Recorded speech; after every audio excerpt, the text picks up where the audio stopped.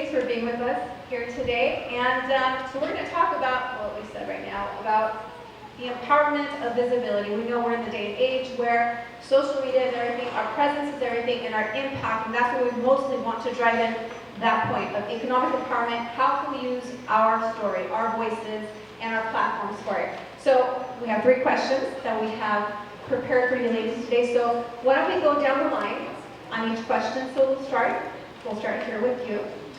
Okay. So our first question is, how and why did you break the mold or the space relegated for women in media and visibility? Buenas noches. Good night to everyone. Thank you for being here. Very excited and appreciated to be part of this event. Thank you. I'm sorry, before we start, 30 seconds to introduce yourself, please. I'm sorry, I missed that. Thank you. When I start talking, I can't stop, so you can stop me at any time. Well, first, I work in radio since I'm 14. I work in TV. I'm a publisher of magazines, and I also have done work in the community, empowering and participating in different causes like domestic violence and also child support and other things that were needed when I first came to the United States. And we have come such a long road now, but back then it was very limited. I work in radio, like I said, and well, your question was how I break the mold. Right. I think the most important thing that I can remember, because I started really young, is that I knew I had a talent, but to have a talent comes with a lot of things like organization, administration, discipline, and I did not have none of those. I was just talented. And that meant that I could make money, but I didn't know how to organize and save it, so I was all my life struggling. I became a single mom of 2 boys, and I keep struggling even though I was successful at what I was doing. And I tell you this because I never knew until a certain moment what was I lacking, what was happening, why people like my work, and I get admiration and a lot of followers and fans and people who love my work, but I always was struggling. So I asked myself, what is that I'm doing wrong? And then I realized that sometimes we are good for certain things, but we have to accept that we're not good for other things, and then we have to find people to help us that are good at what we are not good at. So, okay, I don't know how to handle money, so I started looking for accounting and people who will help me in different areas. I would lose jobs because I wasn't disciplined. I was always late. And, at some point I said, well, I have to fix that too. So I said, I want to have my own business because I cannot have bosses, and I'm always going to be disappointing people. And in my business, I was able to carry my kids with me around and nobody will tell me anything. So little by little through my life, I learned that in the things that we are not good, we have to find help. And we have to find people who are better than us at it. And focus on the thing that you can do good, which is, in this case, my talent to speak, to talk, to communicate. I knew I had a gift, but I needed to find the help. So I think that's how I break the mold to be successful. And just last year, I counted 75 awards during the whole time that I've been in the United States, that from people and companies and communities that were happy with the things we did in the past, with all the people that make my talent be better. Thank you so much, Vanessa. Rosalidia, same question for you. I'll have you repeat the question, but I'm going to introduce myself. Hi, I'm Rosalidia Dubon. I'm a marketing and branding specialist. I have a multimedia platform called Fit and Fabs. It's a global company now, and Dubon Consulting, which is a marketing firm. And so please, what is your question? The question is, how and why did you break the mold or the space that's relegated for women in media and visibility? So the reason why I started my companies, especially the global company, which is a media company, is for two reasons. One is, as a woman, I've been blessed as a little kid to have this limitless mindset. And so nothing has been able to stop me since I was a little kid. And I found that growing up, I would find a lot of women limiting themselves and believing media, family, religion, you name it. And so the main message with the media company is to instill that limitless mindset in women. Now, the second component for that is I'm a marketer. And so how can I bring more businesses to light and visibility? So then I only let professionals and businesses write for my platforms. And that's how I'm bringing more visibility to other people through what I do. Thank you very much, both of you. Now, Marisela, please introduce yourself. 30 seconds. Good evening, I'm Marisela Marquez, and I am the founder of Global Women in Venture Initiative, and we're strictly focusing on creating an international platform for women operating in the venture capital industry to help create the next generation of women in venture. So I still believe that I'm still breaking those barriers within my industry. So I am based in San Francisco. I'm a San Francisco native, grew up in Silicon Valley. I was then introduced to the tech sector, then to the financial part of the technology sector, which is venture capital. However, most of the time I am surrounded by men, and they are Caucasian men. So most of the time I am the only Latina in venture capital and the only Latina in the room. And so to break those barriers for me is to bring visibility through media for my community. As of right now, Latinos and Latinas make up 4% of my industry. Latinos receive less than 2% of venture capital funding.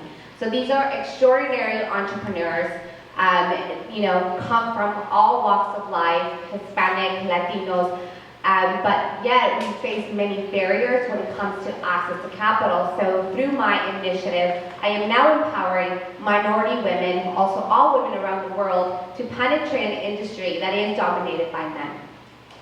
Thank you so much. Okay, so the next question that I have here for you is, and we'll start with you, Vanessa. I'm sorry. Start with you. Rosalidia, can you tell us what is lost when you put yourself first? Because that's a huge risk already. Oh, sorry. Marisela. I'll go with Marisela. Okay. Marisela, so when you put yourself out there, that's a huge risk in itself, right? So with that risk, when you put yourself and your ideas, there's a risk, but there's also a gain. So can you tell us on both spectrums of it, what do we risk and what do we gain from putting ourselves and our ideas out there?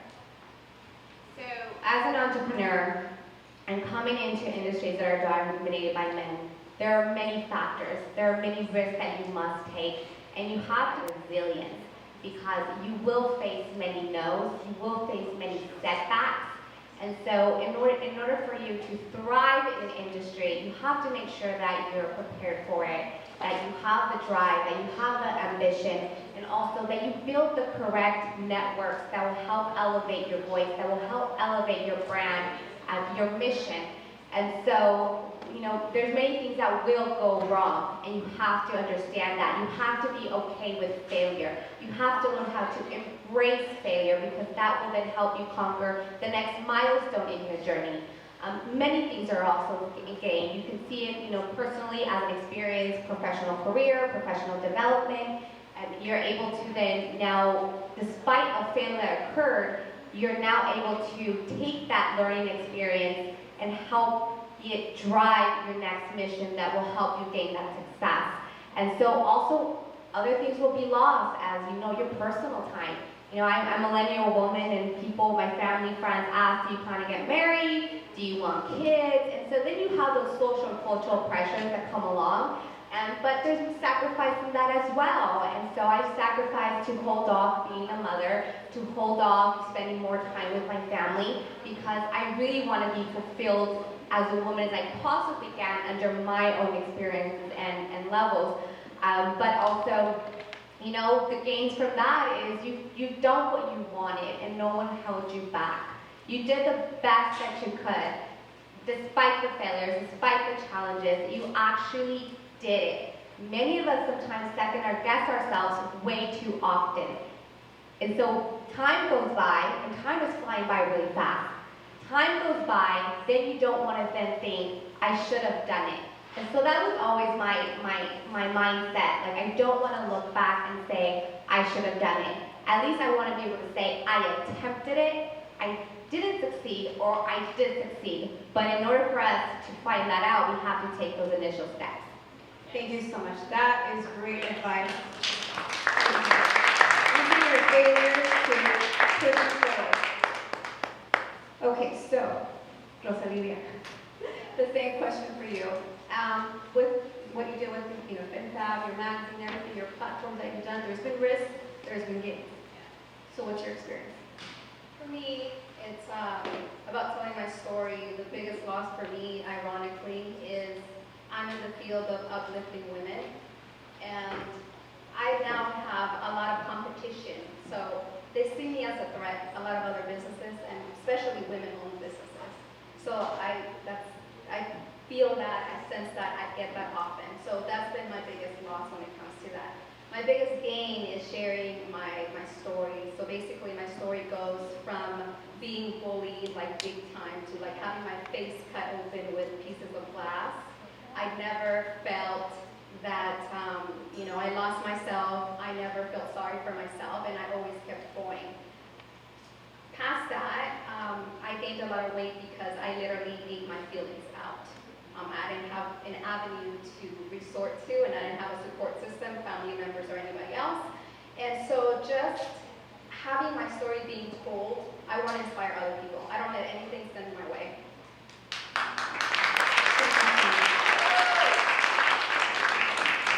Vanessa, what is the risks that you have taken as well? The risks, the gains, especially also touching on the fact that you're a single mom.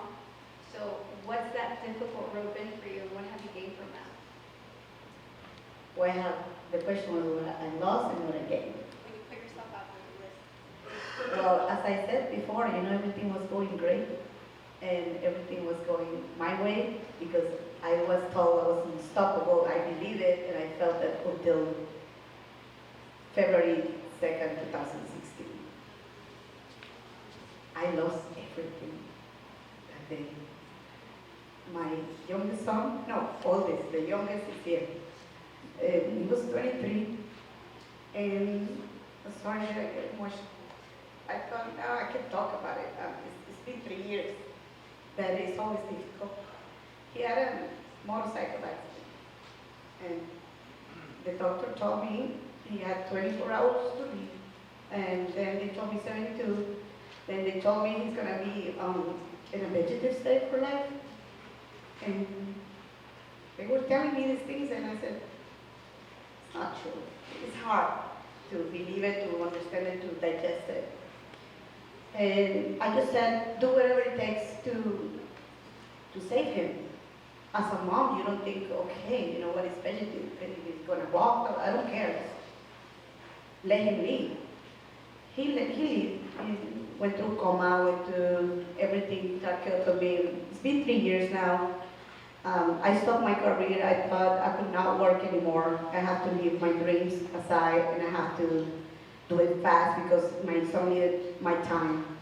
I know we don't have time, but I can tell you in these 3 years, I made the decision not to stop working, but to manage my time, to be able to be with him, breathe, go to work, and have some time for myself, because in order to help everyone around you, your family, your love, your life, you have to be good yourself.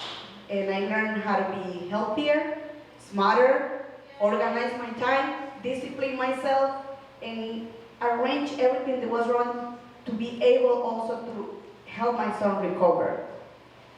I accepted Roxana, who I know for a long time, to come here today because finally he was released a month ago and he was going to be able to come home in 3 weeks. And